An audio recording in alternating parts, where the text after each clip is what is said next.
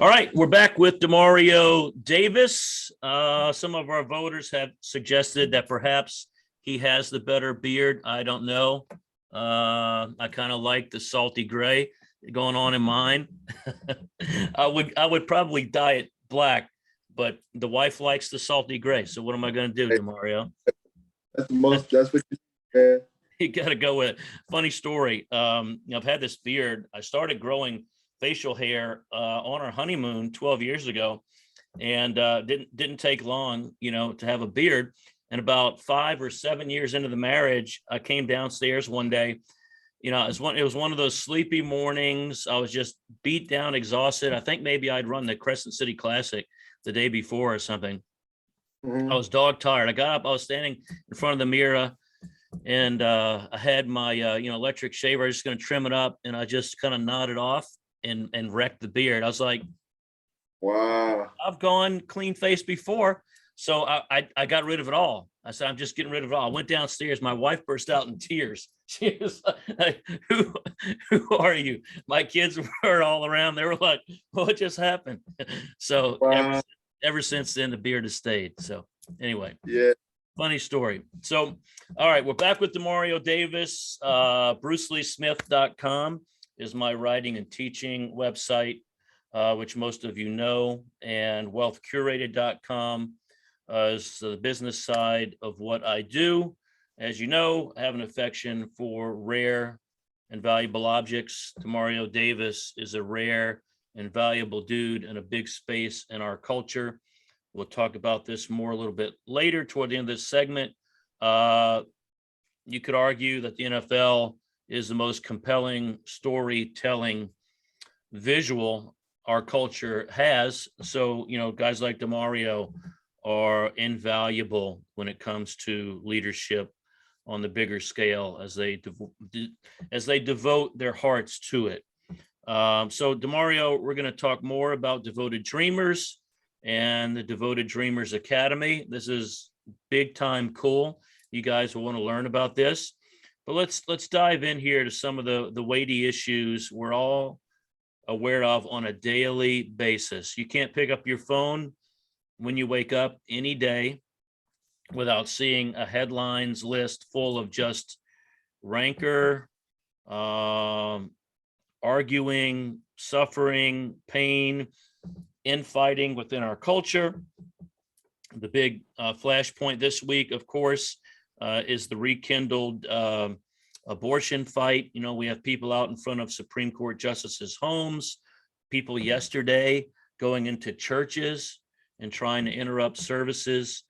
The sanctity of life is fundamental to us as people of faith.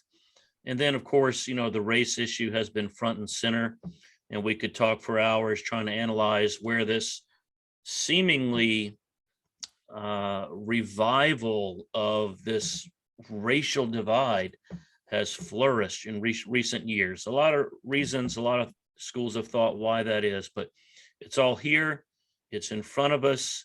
You are in a context in the NFL. Some of our listeners are probably in the camp that got fed up with all of the divisiveness. Some of them, lifelong fans of sport in the NFL, have decided to put that love affair on hold. Others have remained engaged as a leader in the locker room, as a leading figure in the NFL. We saw, of course, the situation when you were front and center because of your devotion to God and the headband that showed it, and what kind of problems that caused in the middle of that little situation. So tell us, in the middle of all this, what is your approach? You can't get away from dealing with race. You can't get away from dealing with the big issues of our culture because sport, like entertainment, everything else, has been so highly politicized. How does Demario Davis be the leader he thinks he's called to be with all those things front and center and around you in such a tangible way? It's real interesting how I base my life around something in college that I thought made the most sense. It was this wheel that said, you know, you kind of have your family, you kind of have your career, you kind of have your hobbies, and then another part of that wheel is Jesus, and then you're at the center of that. And then life kind of branches out.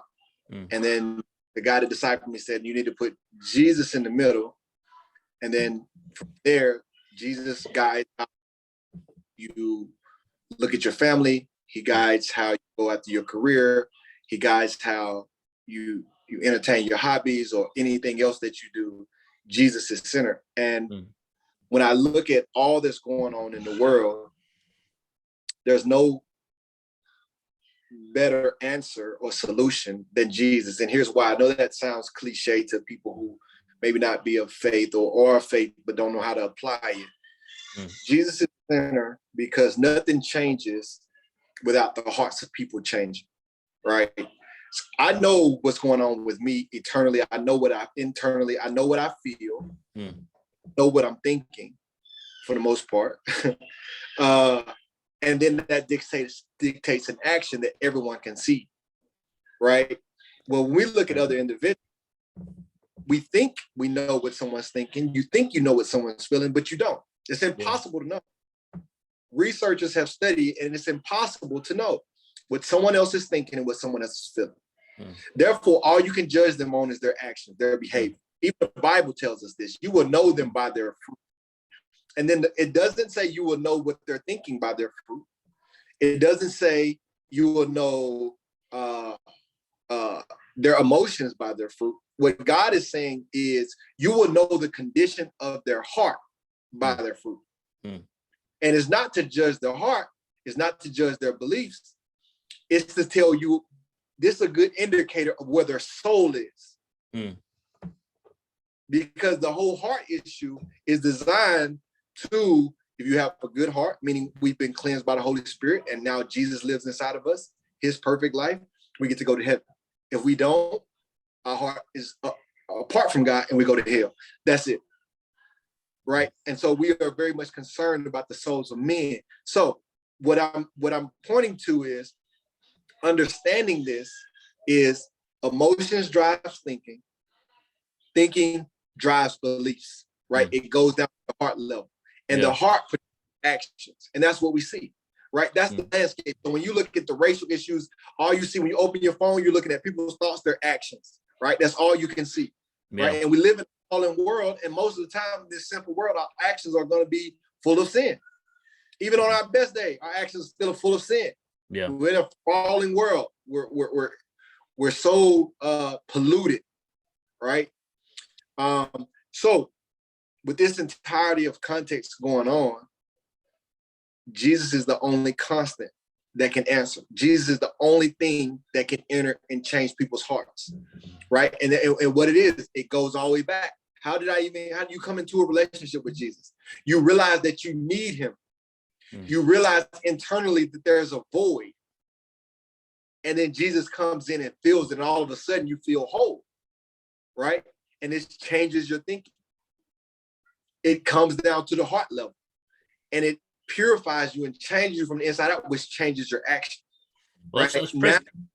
Let's press the pause button there, because all that is more central to the issue than I think most of us understand on a daily moment by moment basis, right?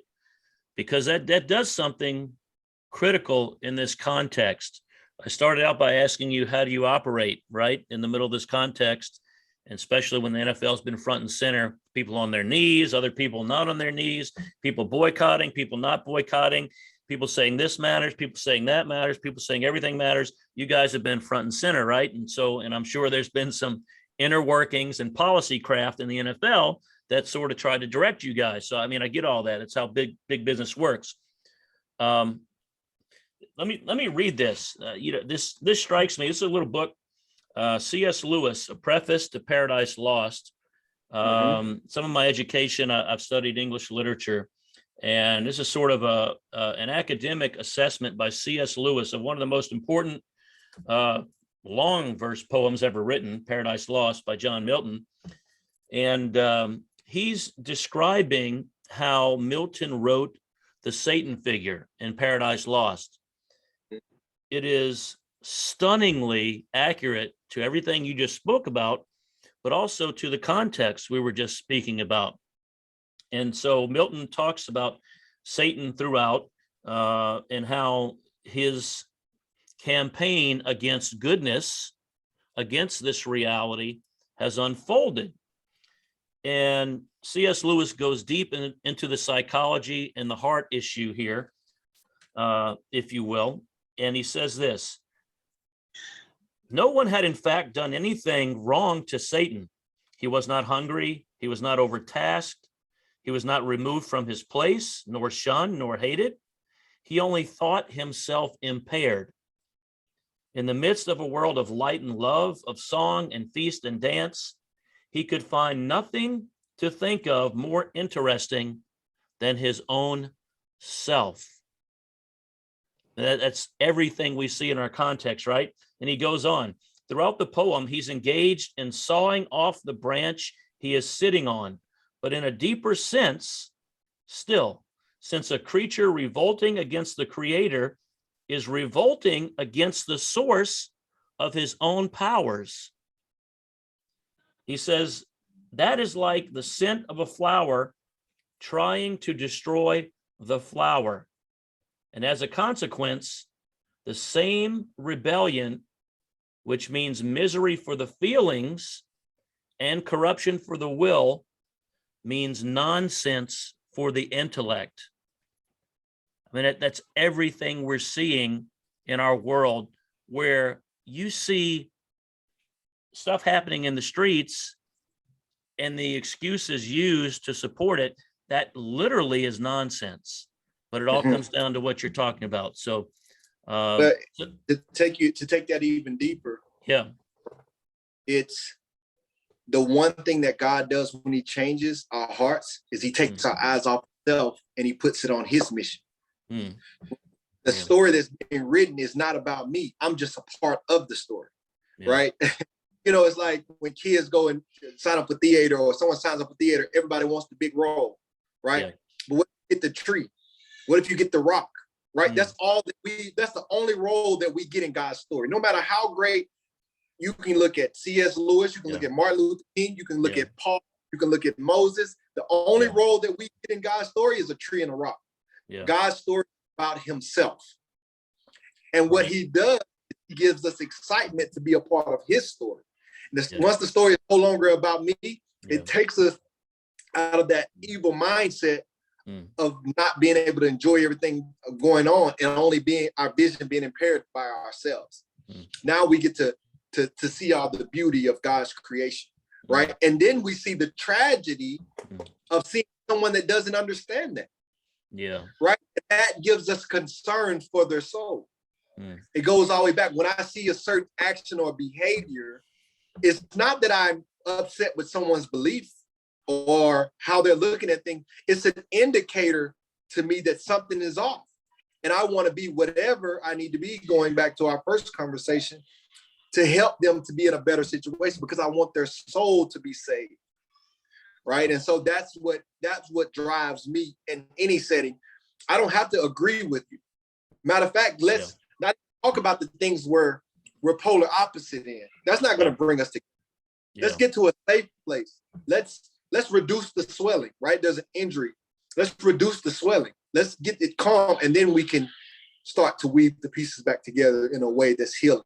And that's how I that's how I tend to move in space, especially where they're really intense, like that are going on around us. It's not that I avoid them. I just attack them in a different way. I'm going to attack them in grace and kindness and love. First of all, let's move the conversation. If I sense tension, we're not going to get anything accomplished where there's tension. That's first. Let's calm the environment and move to a place where we both feel safe, right? It goes back to emotions. Where we both feel safe, now we can think and we can process. And now we can get down to the heart issues. And that's where only things are going to change, when things change on a heart level. Well, I told you guys, Demario is a unique gift coming from the place where, you know, he gets what the world considers status and position and profile, and I hope you're appreciating the depth of thought and clarity of mission that I am. Let's switch gears a little bit, Demario, and talk about your mission, your vision in a real fundamental way, nuts and bolts. Devoted Dreamers. Tell us a little bit about that, why you're doing it, and tell us about the division, the vision for what's coming next for you. I know you've talked with me about the academy. It sounds just super cool. I have a background in the tennis world and played all 4 years, MVP all 4 years, and spent some time at IMG Academy. My son went to IMG, which was formerly, by the way, Nick Bollettieri Tennis Academy. That's where this real focus has arisen in the last 20, 30 years on academy sports. And you guys have a vision for that. So tell us what you're doing, why you're doing it, and how you're doing it going forward. Well, as being someone who's made a profession from sports, and anyone who's familiar with the sports landscape for youth development, the world is completely changed. Yeah. So much emphasis around kids becoming professional athletes, right? And training them to be on a track for that. There are schools for it. There are gyms for it. There are coaches for it. There are spaces for it. Everywhere you learn, there are leagues for it. Yeah. It has become a multi-billion-dollar industry, and there's nothing wrong with kids pursuing sport.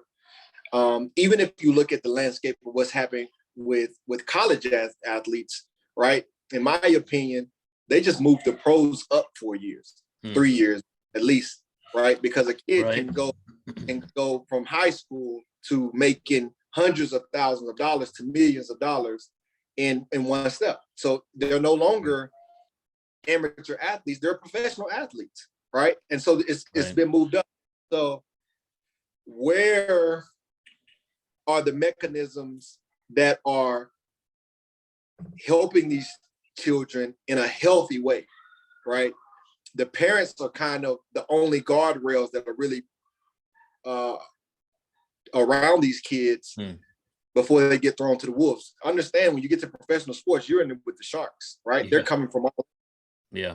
And you better have a good team around you, or put one around you. Yeah. And so happening to the kids at an early age, right? The parents are trying to do what's best.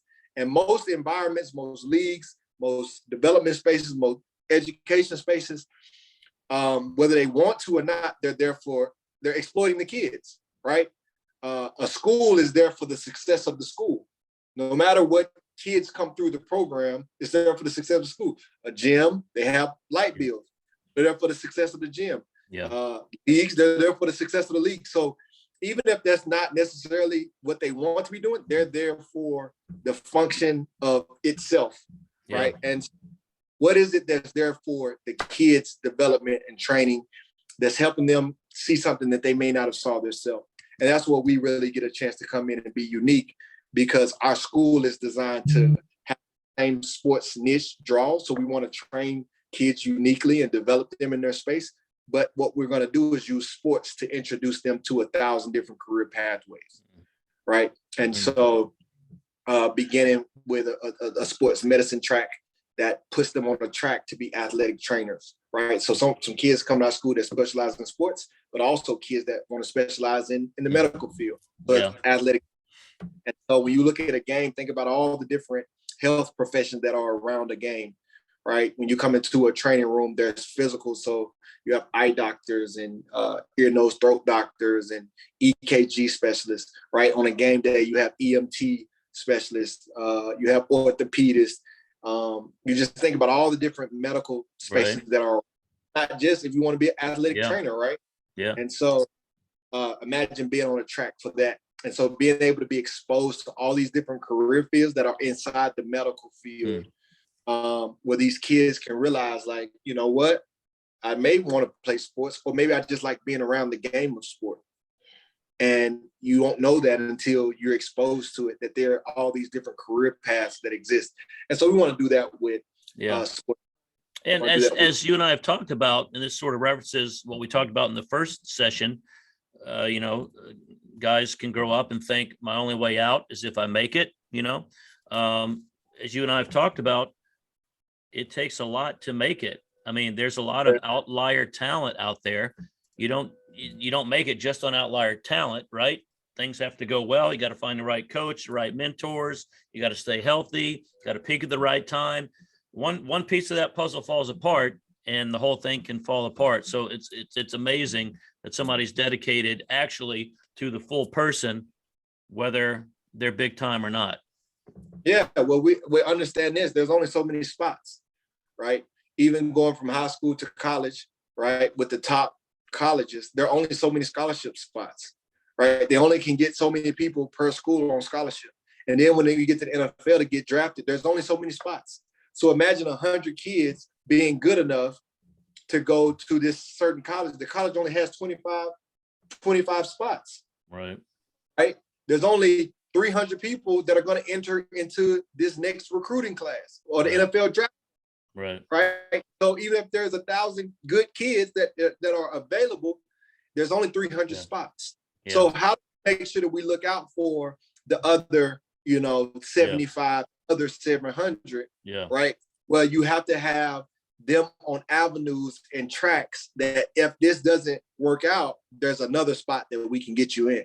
Right. And there's all these jobs that are around the game that are allow you to take care of your family, allow you to be the head of your field. And so you just didn't get drafted to the NFL. You just didn't get a scholarship to go play on the field. You got a scholarship to go serve in the athletic training room and get paid there. And you got a chance to go and work in professions, around the game or outside the game, right? Your track be a head of a hospital. Your track, may be to be the head athletic trainer on one of the teams. Your track may be to be the lead MT. Your track may be to lead, all these different spaces where you still can use all those skill sets that you were using on the football field. You can use them in these spaces. And you may actually realize that you love that space more than the game. I had a kid call me, and he was one of my players on my team. He was like, you know what? I don't know if I want to play football in college. That's 100% fine. I'm glad you're realizing that at 15 years old. Yeah. And you can like and love the game, but don't want to play it at the next level. That's 100%. And I think we have to create spaces for individuals. Yeah. And something that's, as we spoke about before, that's modeled, and they can see something else other than, those two paths or whatever it may be, and have hope and a way forward to get there. So tell us about the Academy vision and what's going on there and what's on the landscape and who's helping you and how people can get involved if they want to find out more. Yeah, man. We definitely got the Academy coming to New Orleans. We haven't made an official announcement yet, but got a lot of people on board. Got a lot of my former teammates and current teammates that are on board, Drew Brees, Mike Thomas, Alvin Kamara, Cam Jordan, Mark Ingram, and a host of others. Got partnered with Giving Hope. Troy, our common friend. Yep. Yeah, Troy Duhan, phenomenal in assisting and bringing together a lot of parties. Partnering with Valor Global Online. They have an excellent curriculum. Delgado College. So we have a lot of partners and a lot of people coming together to make sure that this thing is something real and tangible. And it's going to be something great for New Orleans. That's awesome. Well, there's your unofficial reveal right here on Recast. Well, look, there's so much more that we could talk about. I hope we'll do this again, and I've appreciated getting to know you. Appreciate your spirit and your devotion and your thought process, and I'm sure our listeners feel the same way. So thank you for your time. I know you're busy and got other things to do. So before I take off, let me mention one of the things I've mentioned to Demario. wealthcurated.com. We just today actually launched our life and leisure curated page, which is boutique travel, art, and cultural experiences on just another level. And we've got a couple trips to Italy coming up, one to the US Open. In the background is all kinds of just once in a lifetime experiences that fill out those trips. Leadership, Demario, leadership groups are good for this. Every trip is only 8 to 10 people or a handful of couples. And I have collaboration with someone who's been doing this for 30 years and is at the top of that industry. So it's phenomenal. If you want to put family stuff together, team stuff together, good chance to build your leadership teams, talk to us. Demario, what is your website if people want to find more about what you're doing? DevotedDreamers.org. DevotedDreamers.org. All right, DevotedDreamers.org. This is somebody you can get behind. It's a vision you can get behind.